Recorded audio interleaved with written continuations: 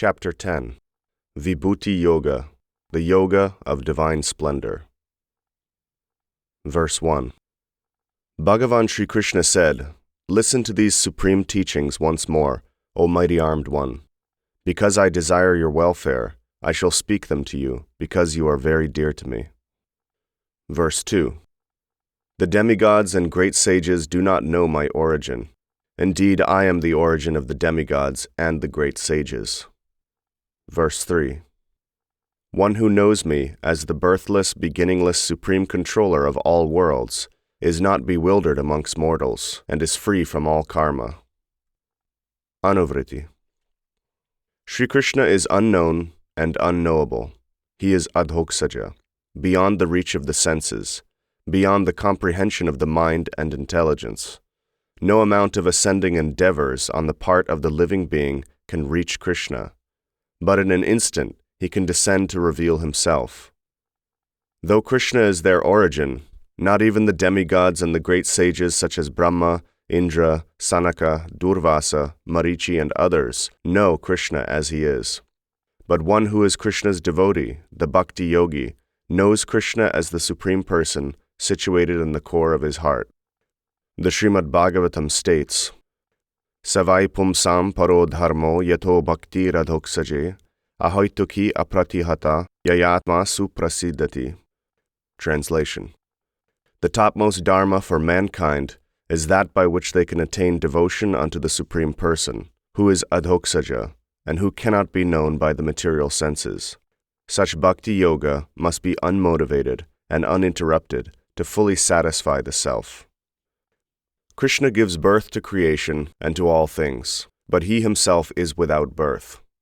Still, when Krishna appears on earth, as he did some 5,000 years ago, to speak Bhagavad-gītā, he accepts his devotees, Vasudeva and Devaki, as his parents, and appears as the sun seems to manifest from the ocean at the beginning of each day.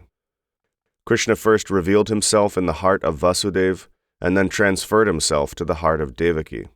From there he appeared from her heart into the world. It is inconceivable, but Krishna appears in the world without taking birth. The great Bhagavad-gītā commentator, Sri Vishwanath Chakravarti, says that the power of Krishna to be eternally unborn and at the same time take birth is due to Krishna's inconceivable energy, achintya shakti. If Krishna were not inconceivable, achintya, then he would not be the Supreme Person. Vishwanath confirms that one who understands this is never bewildered and is free from all karma. Verses 4 and 5. Intelligence, knowledge, freedom from delusion, tolerance, truthfulness, self-control, pleasure, misery, birth, death, fear and fearlessness, non-violence, equanimity, satisfaction, austerity, charity, fame, and infamy. All these various conditions of the living beings arise from me alone. Verse 6. The 7 sages, the 4 Kumaras, and the Manus, from whom all the living beings of this world have descended, are all manifest from my mind. Verse 7. One who knows the truth of my splendor and the process of yoga becomes resolutely united with me. Of this there is no doubt. Anuvrtti. All things, good and bad, happiness and distress, fame and infamy, etc., arise from Krishna, but this is not to encourage a fatalistic approach to life. The bhakti yogi is encouraged to use his intelligence to discriminate between favorable and unfavorable situations, accepting that which is favorable for bhakti yoga and rejecting that which is unfavorable. Anukulyasya sankalpa pratikulyasya varjanam. Translation. One should accept those things that are favorable for bhakti and reject those things that are unfavorable. From the Hari Bhakti Vilas. The 7 sages are Marichi, Bhrigu, Atri, Pulastya, Pulaha, Kratu, and Vashishta. The 4 Kumaras are Sanaka, Sanatana, Sanandana, and Sanat Kumar. There are 14 Manus in one day of Brahma. These Manus are progenitors of mankind that populate life throughout the universe. All these personalities manifest from the mind of Krishna and appear in the material world as the sons of Brahma. These are all wonderful activities and cannot be understood by ordinary people. Only Krishna's most confidential devotee can understand his true nature. Such a yogi is free from duality, is united with Krishna, and sees him in all things as the absolute truth. Krishna assures us that of this there is no doubt. Verse 8. I am the source of everything. All things emanate from me. Understanding this, the wise who are endowed with love worship me with all their heart. Verse 9. Those who are always thinking of me, who have dedicated their lives to me, enlighten each other and feel great satisfaction and joy by always speaking about me. Verse 10. To those who are constantly devoted to me and worship me with love, I continue to bestow upon them devotional inspiration by which they may come to me. Verse 11. Out of compassion for them, I appear in their hearts and destroy with the shining lamp of knowledge the darkness that is born from ignorance. Anuvrtti. Verses 8 to 11 of this chapter are said to contain the ontological substance of Bhagavad-gītā. Herein, Śrī Kṛṣṇa establishes himself as the source of the material and spiritual worlds, and the origin of Brahman and Paramatma. By the use of the word sarvasya, meaning everything, he also establishes himself as the origin of Narayan in Vaikuntha, the master of all potencies.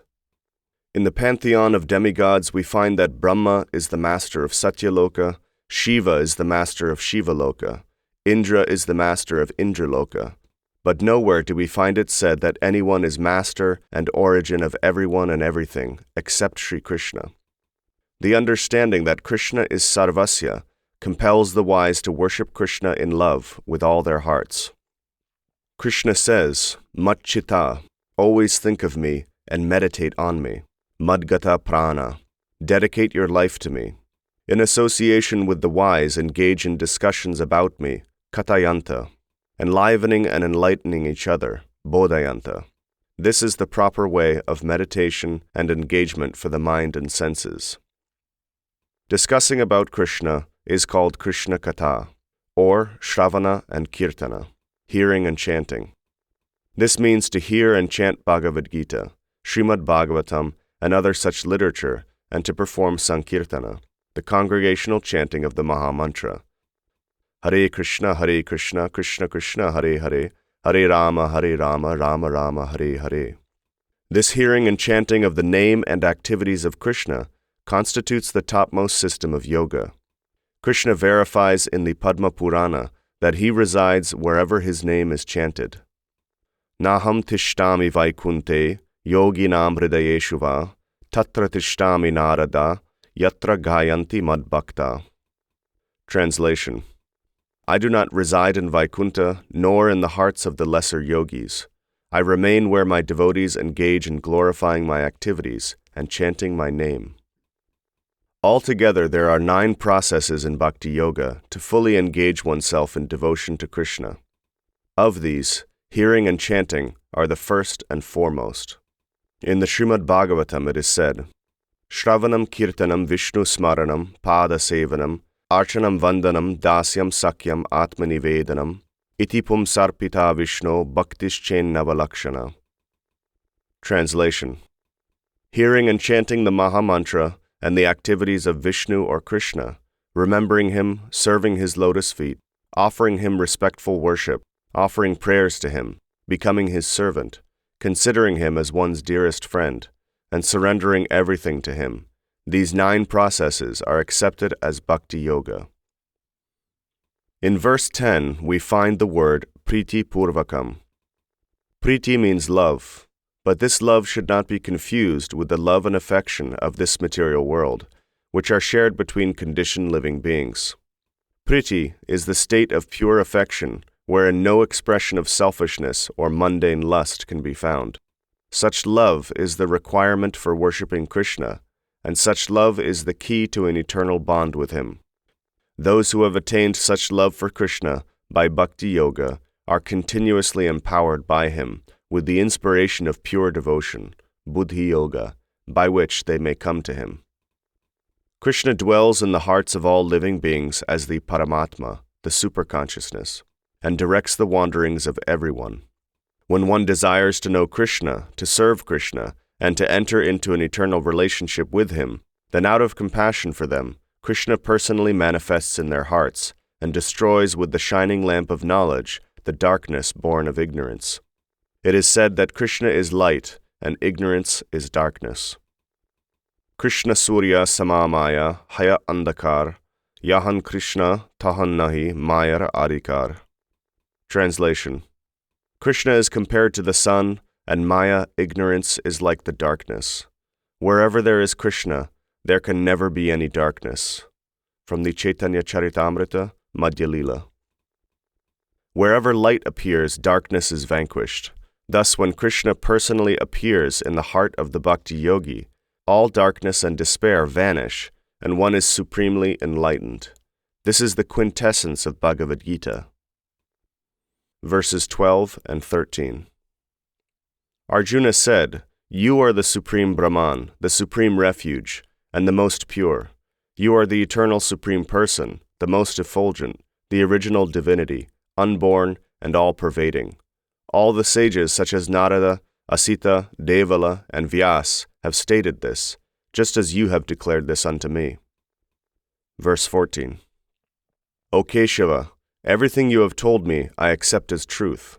O Master of all splendor, neither demigods nor Danavas can fully understand your personality. Verse 15. O Supreme Person, O Creator of all creatures, O Controller of all living beings, O Master of the demigods, O Master of the universe, you alone truly know yourself. Verse 16. Please describe to me completely your divine powers by which you pervade all the worlds. Verse 17. How can I constantly be absorbed in thoughts of you, O Master of all mystic powers? How can I know you, and how should I meditate upon you? Verse 18. O Janardana, kindly explain to me again in detail your mystic powers and opulence. Hearing such nectar about you, I am never satiated. Anuvrtti. Arjuna accepts all that Śrī Kṛṣṇa has said, and says that only Krishna actually knows himself. The absolute truth is infinite, and the living beings like Arjuna are finite, and thus are inherently unable to fully comprehend the splendor of Krishna. Yet for Arjuna to hear of such splendors is spiritual food for meditation. Arjuna addresses Krishna as Yogi, the master of mystic powers, and asks how he should meditate upon him. In the remaining verses of this chapter, Krishna outlines how one should think of him. But in the last verse, he concludes by saying that there is no necessity of thinking of him in an indirect or abstract way, because with just a mere portion of his self, he supports the entire universe. Thus, Krishna indicates to Arjuna that to meditate on his personal form is the ultimate meditation. Verse 19. Bhagavan Śrī Kṛṣṇa said, "Listen, O best of the Kuru dynasty, there is no end to the extent of my powers, but I shall explain to you those divine opulences of mine that are most prominent." Verse 20. O conqueror of sleep, I am the superconsciousness that resides in all living beings. I am the beginning, the middle, and the end of all creatures. Verse 21. Of the Adityas I am Vishnu. Of lights I am the blazing sun. Of the Marutas I am Marichi. Of celestial bodies I am the moon. Verse 22. Of the Vedas I am the Samaveda. Of the demigods I am Indra. Of the senses I am the mind. Of living beings I am consciousness. Verse 23. Of the Rudras I am Shankara. Of the Yakshas and Rakshasas I am Kuvera. Of the Vasus I am Agni, and of mountains I am Meru. Verse 24. O Partha, know me to be Brihaspati, the chief amongst priests. Of military generals I am Skanda. Of bodies of water I am the ocean. Verse 25. Of great sages I am Bhrigu. Of sounds I am the monosyllabic mantra Om. Of sacrifices I am Japa. Of immovable things I am the Himalayas. Verse 26. Amongst all trees, I am the banyan. Of celestial sages, I am Narada. Amongst Gandharvas, I am Chitrarata, and amongst perfected beings, I am Kapila Muni. Verse 27. Of horses, I am known as Uchaishrava, who was born from the ocean of nectar. I am Airavata, the king of elephants, and I am the monarch amongst men. Verse 28. Of weapons, I am the thunderbolt. Of cows, I am the Kamadhenu. Of progenitors, I am Kama, and of snakes, I am Vasuki. Verse 29. Amongst the celestial Naga snakes, I am Ananta. Amongst the inhabitants of the water, I am Varuna. Amongst the forefathers, I am Aryama. Of chastisers, I am Yama. Verse 30. Amongst the Daityas, I am Prahlad. Of constraints, I am Time. Of beasts, I am the lion. Of birds, I am Garuda. Verse 31. Of purifiers, I am the wind. Of the wielders of weapons, I am Ramachandra. Amongst aquatics, I am the Makara, and of rivers, I am the Ganga. Verse 32. O Arjuna, in creation, I am the beginning, the middle, and the end. Of wisdom, I am knowledge of the self, and I am the doctrine of philosophers. Verse 33. Of letters, I am the letter A. Amongst compound words, I am the dual. I alone am the eternal flow of the time factor, and I am the Creator who gazes in all directions. Verse 34. I am death, the destroyer of all things. I am the manifestation of all things yet to be. Of women, I am Kirti, Shri, Vak, Smriti, Medha, Dhriti, and Kshama. Verse 35. Of the songs of the Samaveda, I am the Brihat Sama. Of Vedic rhythms, I am the Gayatri. Of months, I am Margashirsha, and amongst seasons, I am the flower-bearing spring. Verse 36. I am the gambling of cheaters, and of the splendid, I am Splendor. I am victory and determination. I am the might of the mighty. Verse 37. I am Vasudev amongst the Vrishni dynasty. I am Arjuna amongst the Pandavas. Of philosophers I am Vyas, and amongst scholars I am Ushana. Verse 38. I am the punishment enforced by those who chastise. I am the conduct of those that desire victory. I am the silence of secrets, and I am the knowledge of the wise. Verse 39. I am the seed of all living beings, O Arjuna. There is nothing moving or non-moving that can exist without me. Verse 40. O conqueror of the enemy, my divine glories are unlimited. Only a fraction of their extent has been explained by me. Verse 41. Whatever exists that is wonderful, beautiful, or glorious, know that it has manifest from but a particle of my power. Verse 42. But what is the necessity of knowing all this, O Arjuna? I support the entire universe simply by a portion of myself. Anuvrtti. In the above verses, Śrī Kṛṣṇa has stated that all these great and wonderful things of the world represent him.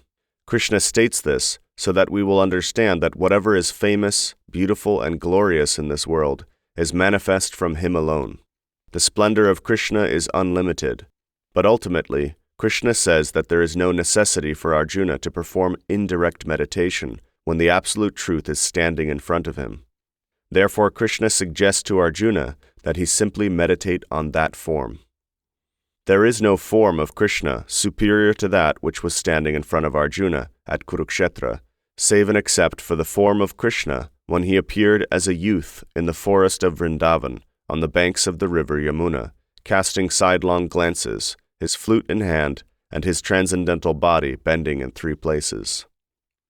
Smeram Bhangi Traya Parichitam Sachivistirni Drishtim Vamshi Nyasta Dhara Kishalayam Ujvalam Chandrakena Govindakyam Haritanumita Keshi Tirtopakante Ma Prekshishtas Tavayadi Sake Bandhu Sange Stiranga. Translation. O friend, If you are attached to your companion in this world, then do not gaze on the enchanting smile of Govinda as he stands on the bank of the Yamuna at Keshigat. Casting sidelong glances, he places his flute to his lips, which are compared to newly blossomed buds. His divine body, bending in 3 places, appears most effulgent in the light of the moon. From the Bhakti Rasamrita Sindhu. Krishna appeared in Vrindavan, India, 5,237 years ago, and performed his pastimes of love with his devotees, and with those who had reached perfection through Bhakti Yoga. The pastimes of Krishna in Vrindavan are recorded in the 10th canto of the Srimad Bhagavatam, and have inspired the students of Bhakti Yoga for the past 50 centuries. In the final chapter of Bhagavad-gītā, Krishna will inform Arjuna that whoever surrenders unto him will attain the supreme abode, Goloka Vrindavan.